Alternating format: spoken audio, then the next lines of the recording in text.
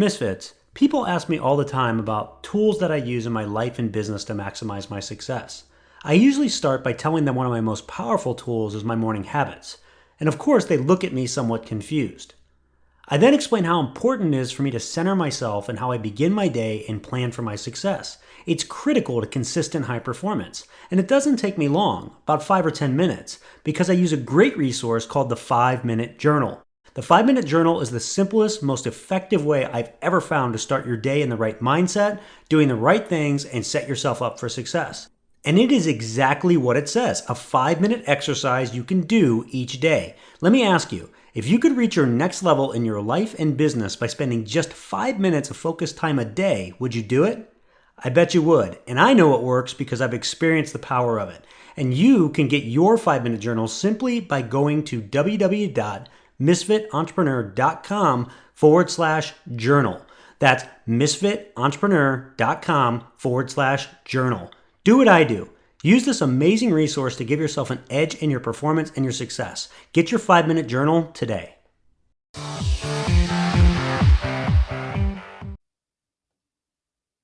Hello, Misfit Entrepreneurs. This is Dave Lukas, and welcome to another episode of the Misfit Entrepreneur, where it is our job to help you unleash your inner misfit and break through to higher levels of success, wealth, and fulfillment by bringing you the best insight and information from the world's top entrepreneurs with a specific focus on their misfit side, the specific traits, habits, and secrets that have allowed them to thrive and succeed.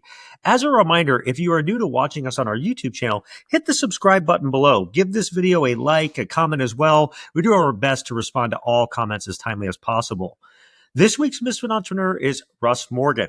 If you've ever wanted to achieve financial freedom without being shackled to the ups and downs of Wall Street, Russ is someone that you really need to hear from. He's the co-founder of Wealth Without Wall Street. You've probably heard of it before. It's a movement and platform dedicated to helping individuals take control of their financial futures through passive income and unconventional wealth strategies. Nicknamed the idea guy, Russ really started out in the traditional world of financial advising back in 2004, but really soon realized that the system he was part of was in ways fundamentally broken. And that realization led him to kind of a journey of reinvention, which he'll talk about today, and one that culminated in the creation of Wealth Without Wall Street in 2015. So through their podcast, their online community, their educational resources, Russ and his team have really helped thousands of people break free from the limiting beliefs and systems of really traditional finance. And so what really stood out to me is Russ's really fearless mindset about that. His motto is just try. We're going to unpack that some today too.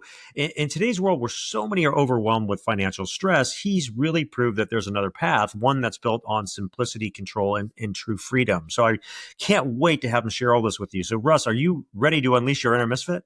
I am, Dave. Thanks for having me on. Hey, it's great to have you on. I talked a little bit about it in the beginning as well, but you've got a really unique story, like to start where you were and get to what you've done now. So if you don't mind, take 5 minutes or so and just tell us, how'd you get to where you're at? Yeah, I came out of the college not knowing what I want to do. I think like a lot of people, thankfully for me, nobody would hire me in the financial space because I grew up without a lot of money. My parents were divorced. My mom was a school teacher. My dad was a general contractor. So like money was not a thing for me. So if you're listening to this, you're like, man, I'm still trying to figure out money. That's where I was. I didn't understand what to do. So I took a job for 4 years, just managing people, managing a business. And then I got into the investment advisory space thinking that I was going to be this great Wall Street advisor. So, which is very funny, right? Given our company's name is Wealth Without Wall Street. My passion and my inspiration was an aspiration was to be an advisor on Wall Street. I became a certified financial planner. I thought that all the things that I had learned through my professional training had now set me up to help as many people become wealthy as well as myself. And when the markets crashed in 2008, I realized that I was not the financial genius that the previous 4.5 years had taught me that I thought I was. And here's the thing that really hit me, Dave, is that when I was looking to the mentors I had at the time in that financial industry, and I was asking them, what's going on? Why is this happening? And more importantly, what's going to keep it from happening again? They were all palms up to the sky saying, I don't know. And that set me on a journey to be like, I want to be in control. I know my clients want to be in control. And, I'm just going to have to try to figure it out. And thankfully, I wasn't so far gone that hearing new ideas were lost to me, that I hadn't arrived in knowledge. and I was constantly seeking new pieces of information. And I ran into this economist at an event down in Orlando, Florida in January 2009. And it sent me on this journey of like seeking, how do I get access to cash? And then ultimately, once I have cash, how do I invest in things that I can influence the outcome of? And ultimately, that's where we, built and kind of got in alignment with financial freedom, is when passive income exceeds monthly expenses. And podcasts and masterminds and all these things years later, us publishing our own personal passive income report kind of has me sitting here with you talking about these conversations. No, it's a great. There's so much that I want to take from that. It's because it's a great story. It actually mimics some of my own journey too. And I want to get into this stuff. A lot of people that that have watched the show for a while or that have seen me speak and stuff know that I've had a investing education company for almost 20 years. And we do a lot in the markets, but we do things radically different than what anybody else does. We only sell options, and we do a very specific way of doing it. You mentioned financial freedom, and I kind of want to start high level there and then kind of come down from it. So you kind of alluded to it. I just want to really define it. So like, what does financial freedom mean to you? Like, how should our audience like look at that in their own lives? Yeah. So coming from a background where it was trying to figure out how many zeros you had in an account, and that number seemed to always be changing because the underlying variables of how long are you going to live, what is it no longer the 4% safe withdrawal rate, so forth and so on. We define it very clearly now, Dave, is when your passive income, money comes in that you are not actively employed to go get, is greater than your monthly expenses.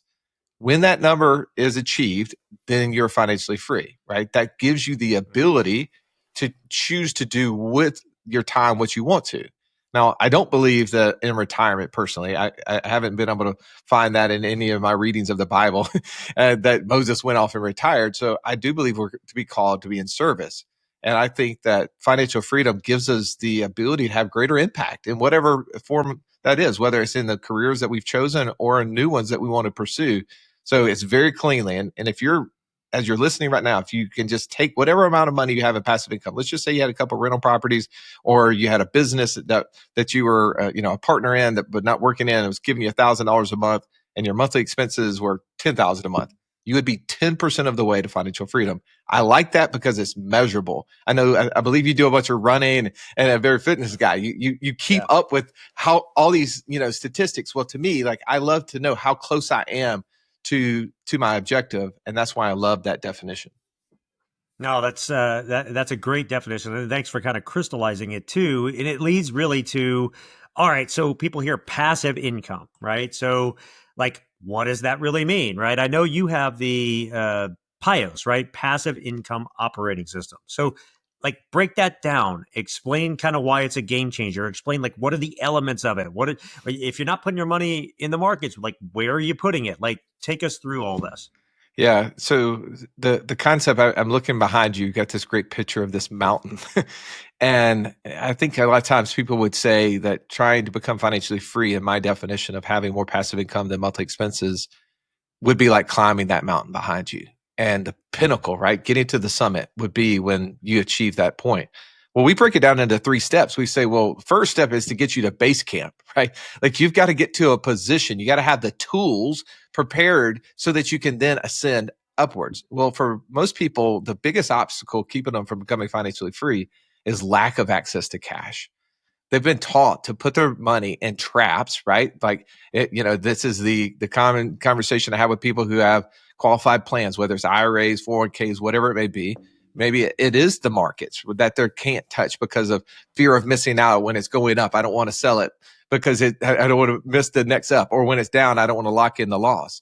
Or it could be in equity and real estate and businesses. So we always talk about access to cash is the number one obstacle to becoming financially free. Most people have just been taught to separate themselves. So we teach, how do you get access to cash? And the mentor that I met in January 2009 had written a book called Becoming Your Own Banker. And he said, Russ, you don't have to reinvent the wheel. All you have to do is look what the most wealthy and the most successful institutions in the world are doing with their cash. And I'm like, okay, what is that? He's like, dividend paying whole life insurance. I was like, no, it can't be right. That's stupid. Nobody would do that. We've all been taught that that's a bad idea. He's like, well, let me just show you what bank you want to look at. I was like, what about Wells Fargo? He's like, okay, let's pull up Wells Fargo's balance sheet. Pulls up FDIC.gov. Oh, they've got $21 billion in cash value life insurance. Now, that is a big number, but for most people don't have a relative, like comparison. In comparison, they had $11 billion in all of their real estate holdings. That means all the bank branches they had nationwide, all the fixed assets within them. And I was like, oh, okay, well, maybe I should better understand that. So the passive income operating system does a couple of things. One, it teaches people how to organize cash, because most people use one account, unfortunately, to try to do all their saving, investing, and paying off debt, and so forth and so on. Clearing their heads, helping them organize their cash is important. Where they store cash. We just talked a little bit about using this infinite banking concept, dividend paying whole life insurance. But then how do we flow cash in a way that we can truly automate the process? So we know that in order to go past base camp on that mountain, you have to know how to do it. You have to have skill sets. And people have just not been taught how to be an investor. And we use something called investor DNA. And we all possess this way that we see the world, this personality. You've probably taken the DISC assessment or Colby or Culture Index or Myers-Briggs or some sort of assessment. Well, that's just telling us who we are. Now, how do we operate from that perspective in investing? And so we match up different passive income assets with how we see the world.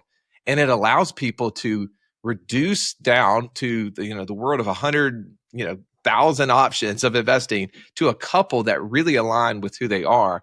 And then they build their investor buy box around that so that they start achieving the goals. So that's kind of our passive income operating system, like step by step, moving them up that mountain.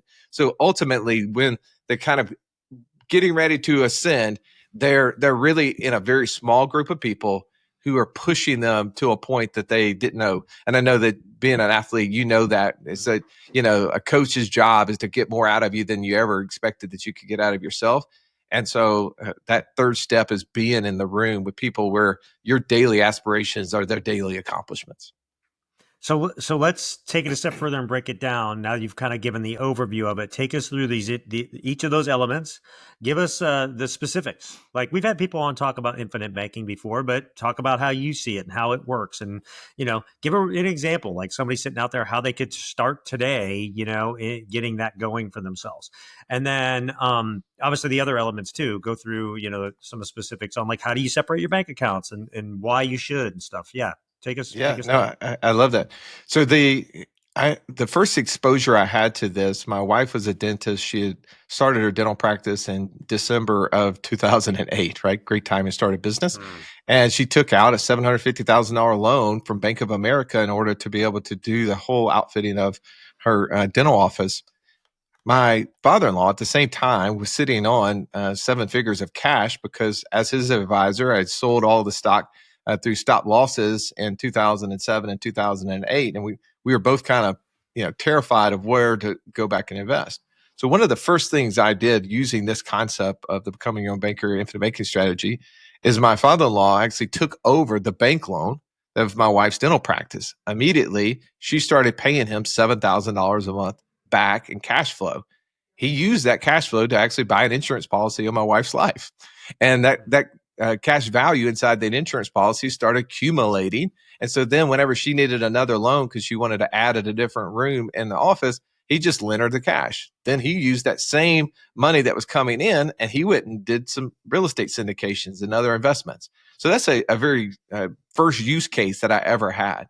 For most people, whenever I talked about the accounts, and most people have one checking account, all the money that they get paid goes into that account and they do all the investing and spending out of. So what we tell people is that the key is if you would just open 2 checking accounts, one that just receives just income. So for instance, if you're getting paid from your job A and you get paid once a month, twice a month, whether it's you own the company or you're just an employee of the company, when you get paid, you put money into that bank account. That will serve a huge purpose in your life. It will give you exactly how much income you have. So business owners know this, Dave, and I know you do this. We use our business's profit and loss statement to help us make informed decisions. But in our personal lives, we don't do that because we don't have those same tools. But we can have those same tools. A P&L has income and has expenses. So when someone sets up that first bank account and all it does is receive income from wherever your active income is coming from. It goes into that account, and you have no expenses attached to it. No, bank drafts, no, Netflix subscriptions coming off of it. Now you have the income piece, and you already have this checking account that you've already got all your ACH and direct deposits and bill pays coming from. Well, when you know how much money you need to spend, you can send that amount from your income account to that expense account, and now you have this money left over. And that's what most people don't have. One of the biggest reasons people don't save more than invest more is because they're busy. They've got kids events, they got stuff in their work that's constantly pulling at them, and they know that there's an expense coming up and they can't remember how much it's for. And so they say, oh, I'm going to just leave the money in the account just in case. When that happens, then I'll make a decision. And they're trying to do too much. So whenever they separate those two accounts, they have one income account, they have an expense account. Now they have a clear amount of money that's left over. And we tell them, if you take that money and you set that into a secondary account, this is the second checking account that you go down to the bank, and you move whatever that reserve amount is, whatever that leftover amount is. So I'm going to use math. Let's just say I made $10,000 for the month and I spent $8,000. So I had $2,000 left over. I send that $2,000 across the line. Now that money is available to you to save and to invest. And so that's the first start in our passive income operating system. If it's all right, I'll give you a link for someone who's driving that's like, I'm very visual and not understanding what Russ is saying. If you go to wealthwithoutwallstreet.com/PIOS, it's actually an ebook that goes through everything when I'm talking about step by step of how all of that works. So now you have the money on the right side, and now you get to make the decisions, right? The frameworks that we talk about is that when somebody says, well, Russ, what should I do? Should I start investing, or should I pay off debt because I have debt, from business or school or whatever the thing is? Well, the framework of knowing that passive income greater than monthly expenses is when you're financially free, it informs your decision. So if I go to make an investment, how much passive income will it create? If I took that same amount of money and I paid off a debt, how much monthly expenses would that free up? That informs which one I do. Now, for a lot of people early on, they don't know what to invest in. They've never become an investor. Maybe they have to invest in themselves. They have to start learning what their investor DNA is, what their investor buy box is, and then start telling the world that they're operators, that I'm investors. When you go meet somebody at a cocktail party, you don't say, oh, I'm an engineer, or, oh, I run a small business. You say, I'm an investor. And people are like, oh, what do you invest in? Well, tell them the kind of things that you either are investing in or that you want to invest in. And deals will start finding you. And then now you get the opportunity to really start doing due diligence to determine which one of these that you should be doing. I'll pause for a second, let you ask some more questions. No, that's good. And, I want to ask, okay, so, once somebody gets to that point, what are some of the investments that you guys talk about that are maybe different than obviously not Wall Street?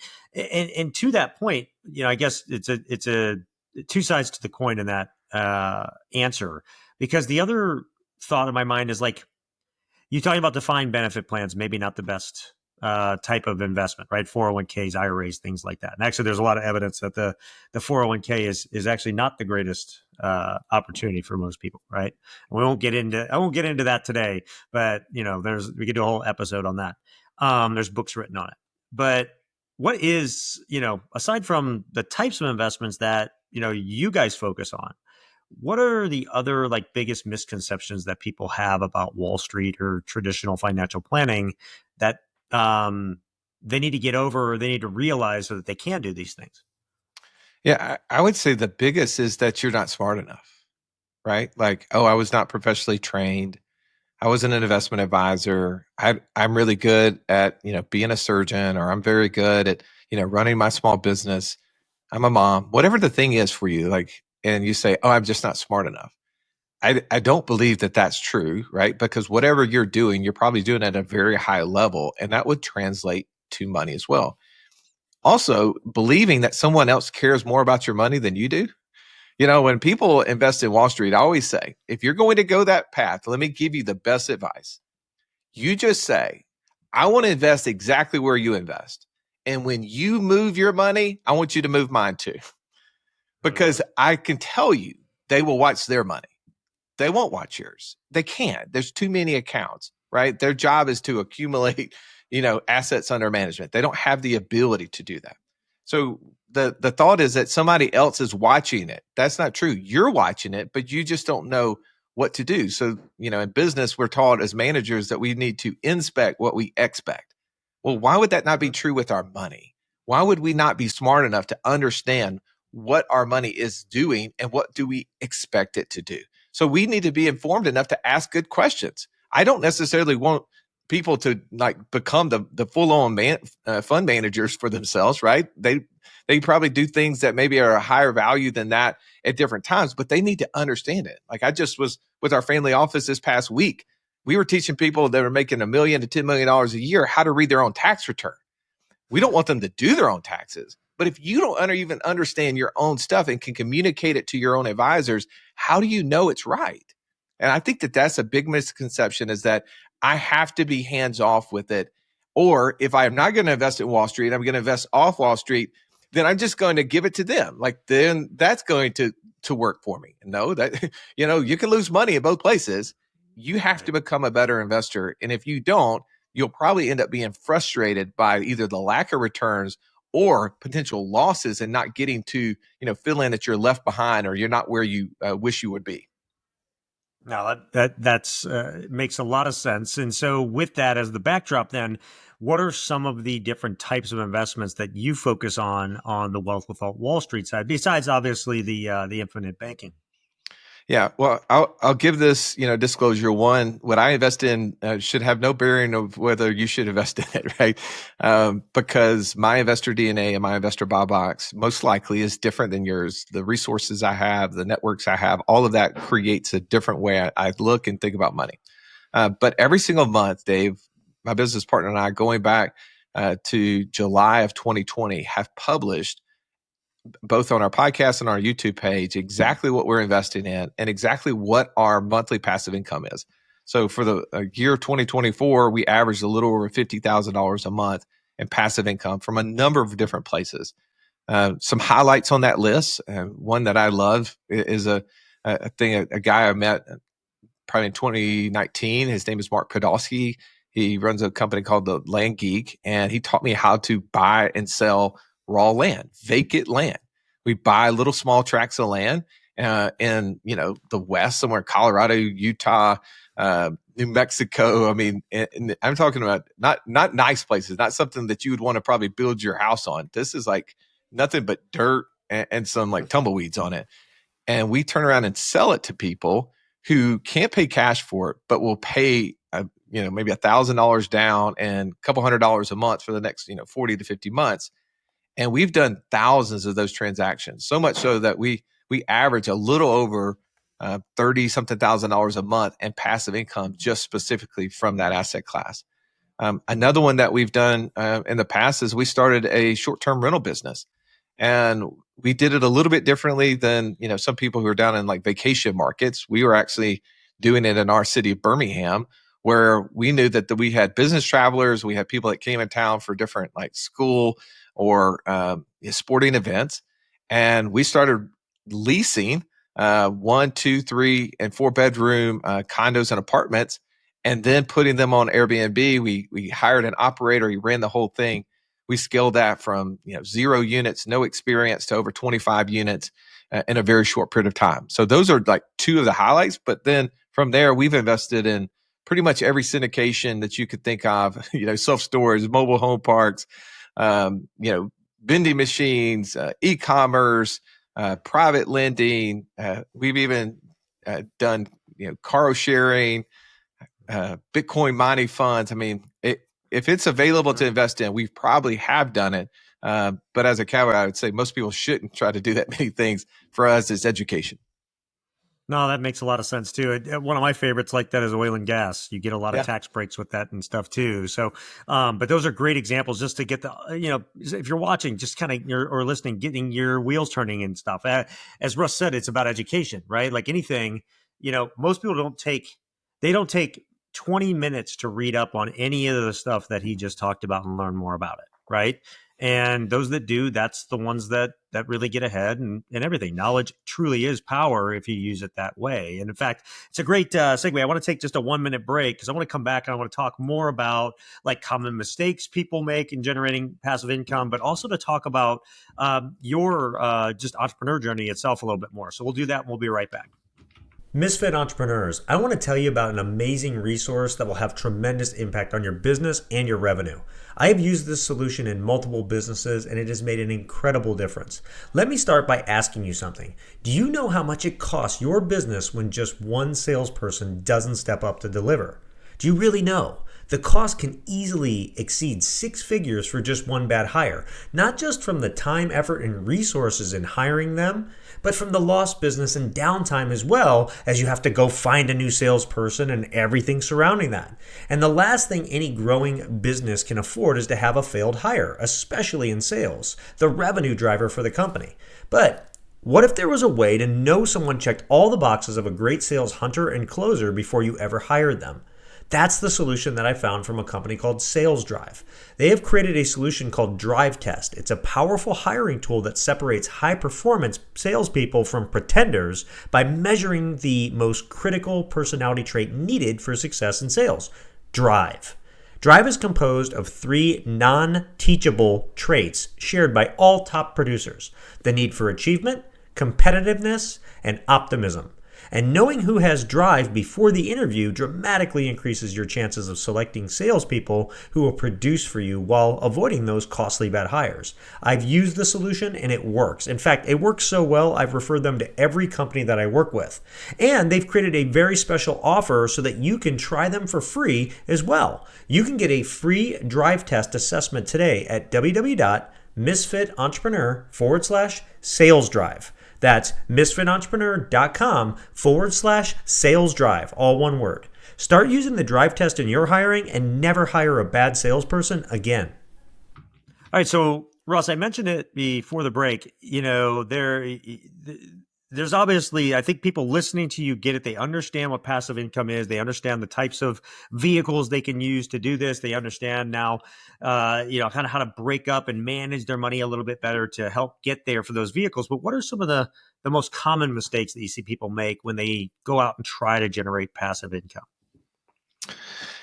I think go faster than they probably should, and that's not the case for the engineer. They're going to do the opposite, right? I was on a call the other day. We run a passive income lab. It's a 12-week kind of training program that helps people get their first $500 a month in passive income, and we get a lot of analyticals on that, and they tend to say, "Oh, I just need to move. I'm too methodical. I'm too afraid to invest." The opposite is that they see one deal and do one deal. And I think I apply everything back to business, right? When we're hiring somebody in a business that we own, we want to see, have 50 to 100 people apply for a position before we ever go through the process of scaling that down to getting to the handful of people we're actually going to meet face to face, right? Well, if you apply that in business, if that works in business, and that's true in business, that we should not hire the first person that we see, we should not invest in the first thing we see either. And I think people make the mistake of seeing a deal, having this fear of missing out, assuming that there is no other deals, that's the best deal out there. And they invest in it. And then the outcome, if it isn't perfect, which oftentimes is not, they then second guess, well, this is why I should have never done this, right? This is why I quote unquote pay experts to do this. So I think that's a big mistake because people assume that they're going to miss out. So whenever they know that there's hundreds and thousands of deals out there constantly, and they put themselves in a position where they have access to their cash and they're telling people they're investors, they're going to get a chance to see so much. And through that, as a result, then they'll be able to really be able to see which one are real opportunities and which ones are not. Well, that last point's really important too. I mean, I coach a lot of people in the same way over the years and stuff. And, I'm fond of saying, like, it's hard to earn and get the money, right? But once you get it, it's even harder to keep it in a lot of cases, right? Because there are a lot of there's a lot of ways to separate yourself from your money if you don't educate yourself and know what you're doing, right? And Right. so, that last point's really important to that, because, you can't just, you have to understand what due diligence really means, and you have to put the time in and effort, right? For example, I mentioned like oil and gas. It's an investment that we have in our mastermind group that we've had for a number of years. One of my mastermind group members was the former CFO of a big bank. We had him go sit down and open their books and their balance sheet and their cash flow statements and everything, and meet with their CFO on the ground and tear that thing apart before we ever invested a dime, right? To really make sure we understood where they were going, what the potential risk was. And we look for what we call kind of asymmetric, risk rewards, right? So something where you risk little, but you have a big upside potential, right? And Right. so, and that checked the box. But for every one that does, there's 10 that don't, right? So Mm. that's something that, I think is a great point. And, you know, shifting to your entrepreneur journey, you got the nickname, the idea guy, right? So how did that come about? And like, what role has that played for you in your entrepreneurial journey? Well, they stopped short of saying the good idea guy. Okay, they just said the idea guy, Dave.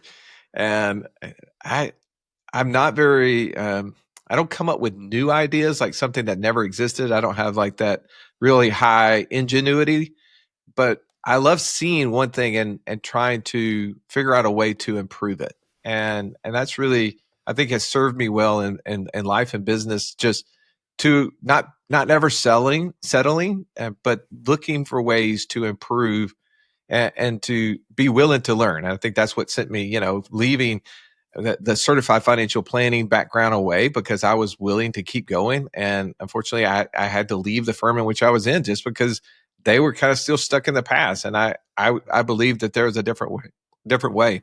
From an investing perspective, it's allowed me to seek different opportunities that I had no experience in, and just be curious. And like I said, one of the two things investments I labeled, the land flipping and short term rentals, are really kind of, especially when we were starting it, were not really mainstream. Not a lot of people were doing it. It seemed kind of off the wall. Definitely not the stable, trusted and true type things, and it allowed me to seek those out. But at the same time, the ideas have continued to help us think through different things. Like we're in a process right now where we're acquiring businesses. We're actually in acquisition mode, so we're rolling up businesses in a specific niche and then preparing for an exit. So it's one, being creative enough to try to think through how to make those deals work, being able to have those conversations, finding unique opportunities for us to raise money through a debt fund, but also finding funding partners that want to be a part of the journey. I think ideas are the part I enjoy. I speak it out. So my wife, who's an analytical dentist, she wants me to have thought out everything before I say it. I'm like, well, that's not the way I work. So it's a blessing and a curse sometimes. Another thing, it kind of jogged my memory because when I was doing some prep, I read this too. You've said, or you either wrote or you said somewhere, scale, don't grow. Mm. That's the key to lasting wealth. Like, what does that mean? How does that relate to entrepreneurship? I mean, the last one makes it's like, I think all entrepreneurs are idea people. Like we have them, tons a mile a minute, but it's being able to discern through which ones that really are going to move the needle. And, it sounds like you've got a pretty good way of doing that, but talk to us about scale, don't grow. Yeah, well, grow is you're measuring some specific number, right? So in a business, you might be wanting to grow, the number of clients you have. You might want to be growing sales, right? But scale is a completely different element, right? Now I have to be able to make that thing repeatable and be able to make it infinite. And that's kind of the way that we think, is like, when you're thinking scale, it's going to require probably a lot more operational fortitude on your part to get it to happen. And one of my business partners, he told me one time, he's like, what you measure grows, right? But what you measure and report on grows exponentially. So how are you going to scale something at a high level? You're going to have to put in systems in place to make that happen. So for us, we had to create a system around our investing. It had to be more than, oh, we just want to grow our passive income. We need to build out like our investor DNA. We have to build out our investor buy box. We have to build out a network of people, right? So while we were out there wanting to serve others, we're selfish, right? Like we were intentionally saying, how can we grow our own personal passive income? And the outcropping of that was ultimately building a network of people that other people could fit into. And so the scaling approach allowed us, when we built all of our systems, to be able to make it and grow at an exponential level that we wouldn't have been able to get to if we were just focusing on one small element. Well, it's the same in business too. Scalability is always the key in that sense, right? Because a lot of businesses are successful in a lot of ways, but ultimately, if the founder or the owner like leaves and is gone for 3 months, the business flounders or even fails. And so what you've got is a situation where it's really kind of a glorified job. It's a lot better than maybe a job and stuff. You have maybe some more, freedom of time and how you do things and stuff, and maybe make a little bit more, but it's dependent on you. The only way you get out of that is to create the scalable and repeatable systems that others can follow, so that when you step back, it continues to run in that way, right? That's the key to a business. A great business is really that systems and infrastructure that can infinitely scale. And so that's what makes a great business. So Yeah, well, and people it's the don't think same. about that when Yeah, people are buying a business, they're not what they're buying are the systems exactly. that runs your business. And if you have no Right. systems, then you have nothing to sell. And that's something that we found on our path to, being approached by private equity, having people looking at the business, some of the business that we run, is that we needed better systems and constantly improving upon those systems, because when you have those systems, now you have more than one suitor for the deal. It's Mm-hmm. infinitely sellable, because now anyone could come in with the cash flow and buy a business that already has systems. Yeah, and then just make it spin a little bit faster, right? That's the idea. That's what they look for, and it's the same in our lives too. Back to your, even your system of separating money and stuff. That's something that is scalable, repeatable, and consistently can happen. And that's people.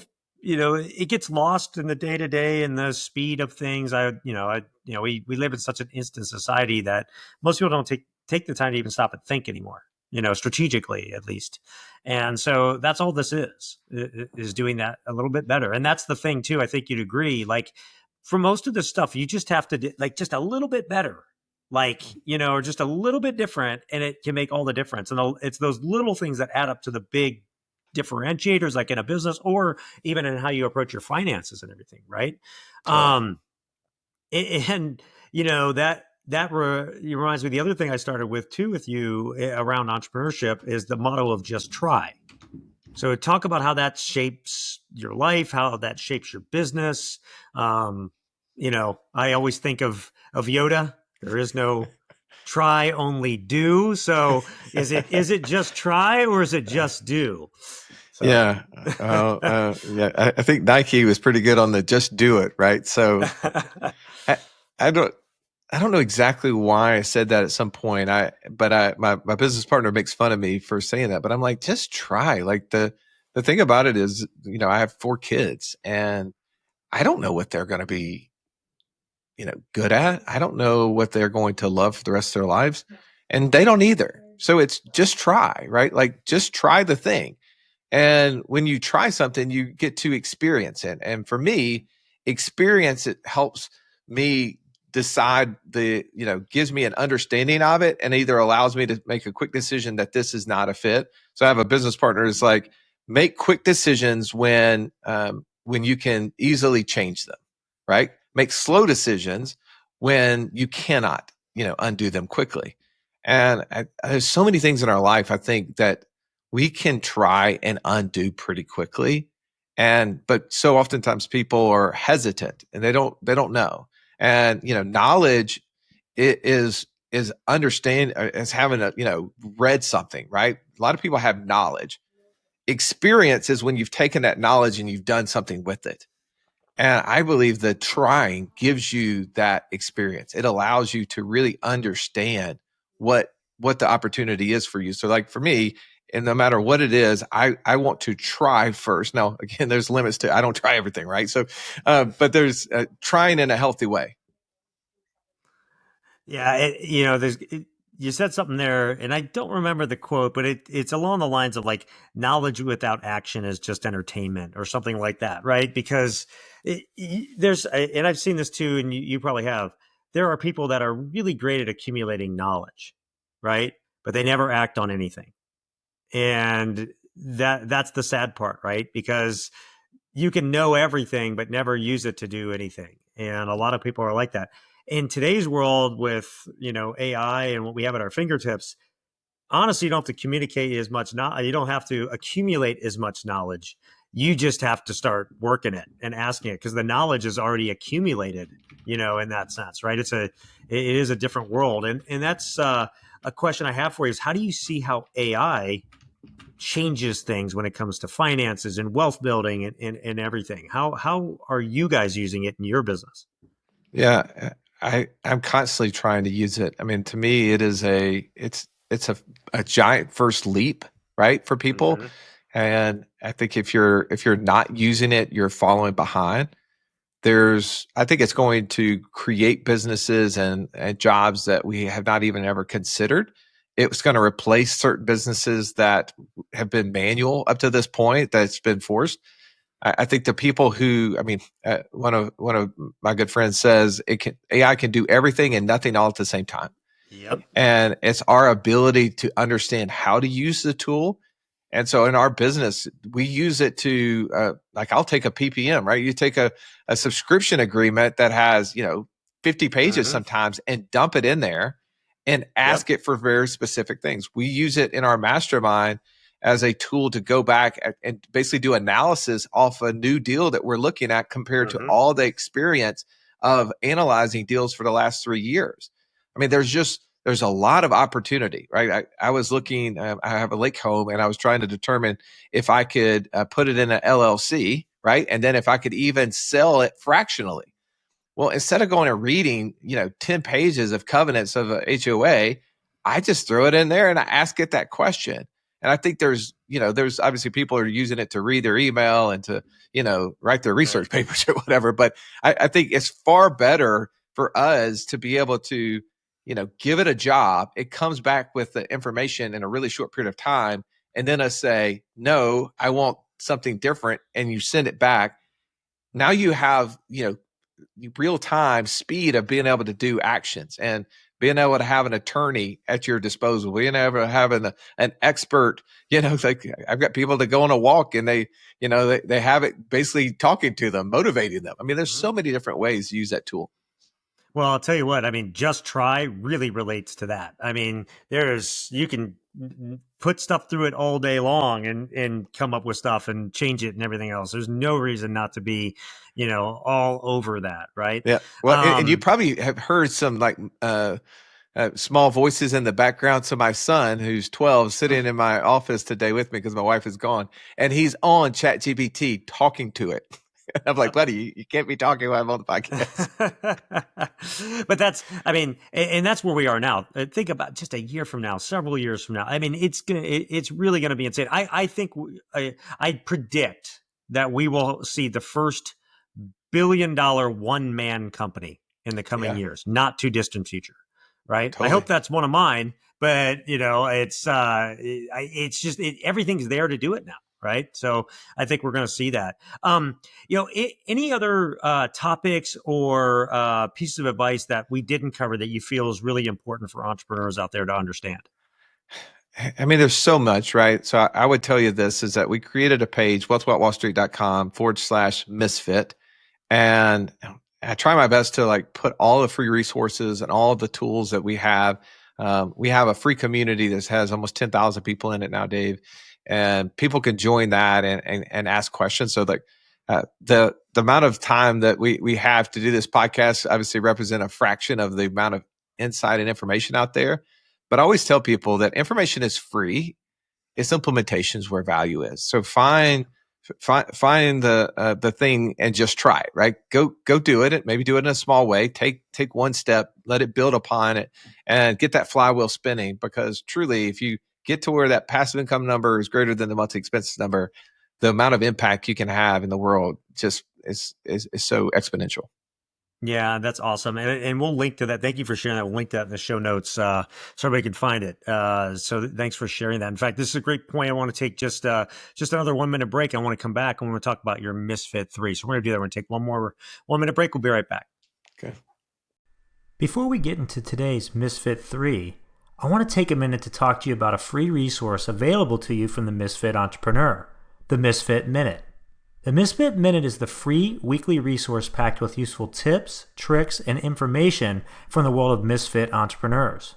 It not only includes further resources on the week's Misfit Entrepreneur guest, but additional links, articles, and resources to help you be more successful. It's delivered every Friday to your inbox.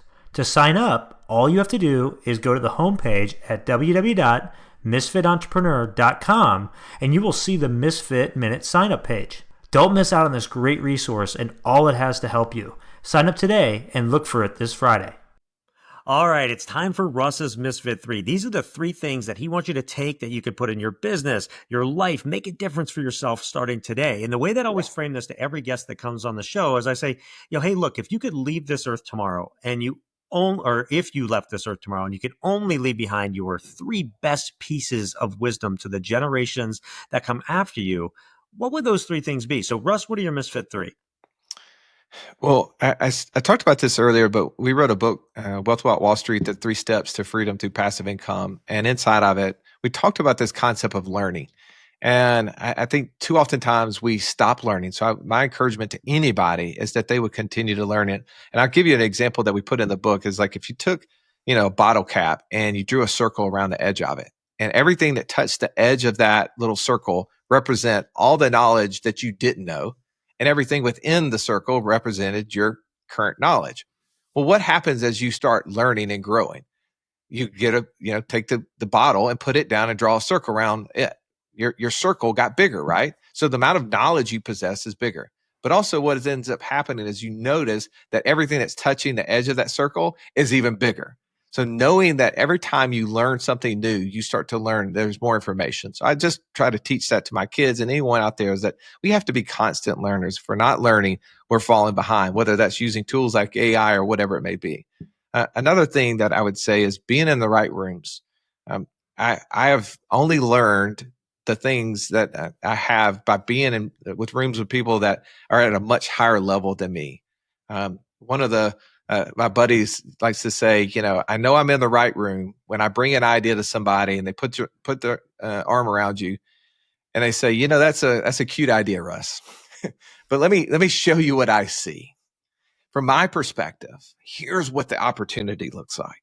And so I would say never stop being in the right rooms, right? So never stop learning, but never stop being in the right rooms of people who push you to a further place than you would ever get to. Like for a guy who grew up in a very, lower income household, right? I mean, our passive income is annually is greater than any annual income that my parents ever earned. Like I wouldn't have ever thought that was possible without being around other people that think so much further than me. And then lastly is that money is only one of the 3 equations, right? We need to have time and purpose. And so I would say is that, oftentimes I think generationally, so I'm thinking what would my kids tell my grandkids or their grandkids and so forth and so on, is that everybody's saying, what are you going to do in life? That's part of maybe purpose, right? Some people pursue money, some people pursue time, but if those 3 are not equally yoked, you'll get out of alignment and feel resentful in one area. So I always feel like the thing that we should consider is all 3 pieces, right? That we can't just pursue one, otherwise we'll feel inept in the other. So those are 3 like generic pieces of information that I think, because I'm focused on how am I teaching my children's children, because the values, right? We can't leave money will fade fast, right? The shirt sleeve in 3 generations. But how can I give them the values that can allow them to create wealth regardless of what they inherit? Russ, that's an excellent Misfit 3. All 3 of those really, truly important and really timeless. throughout our lives. So thank you for sharing that. You've kind of alluded to a few times, but just again, if people do want to learn more about you, where should they go? Yeah. Go to wealthwithoutwallstreet.com/misfit. And as I mentioned, if you join our free community, there's actually a DM function in there. And I do check those DMs. If you send me a message on Instagram or Facebook or something like that, or an email, it probably wouldn't get returned very quickly. But inside of our community, I actually respond to all of those. It's not a virtual assistant, it's me. But that's the greatest place. I mean, it's where we put all our effort and time and energy is into that community, because our goal is to help 1 million people become financially free. And the people who want to get there, we want to help you get there faster. Oh, that's awesome. And we'll link to all that stuff in the show notes so that people can find it the best show notes in the business. No offense, for reasons I will talk about here in a second. But first, for those of you that are new to the Misfit Entrepreneur, it's your first episode with us, welcome. It is such an honor to have you with us. Thank you for watching. Thank you for listening. And I hope you become a regular subscriber of the show. For all of you that are with us week in and week out, I cannot thank you enough for your support. You are what makes this go in over 100 countries every single week. So thank you, thank you, thank you. And then go out and check out the show notes of this episode. They are the best in the business. Why? Because I still do them myself as part of my personal growth routine. Every single week, I go back to these episodes and I pick my best pieces of wisdom, insight, little tips, habits, things like that I think are important. And I share those with you. So go out and check those out. And then go out and give this episode a rating and review. Help share Russ's message, because we all know, and I say this in every episode, one great episode can change someone's life. Maybe something that Russ shared today was that missing link that you were looking for to get to your next level. So go out and share this with others. And again, Russ, thank you so much for coming on, sharing all your wisdom and insight today. Thank you, Dave, for having me.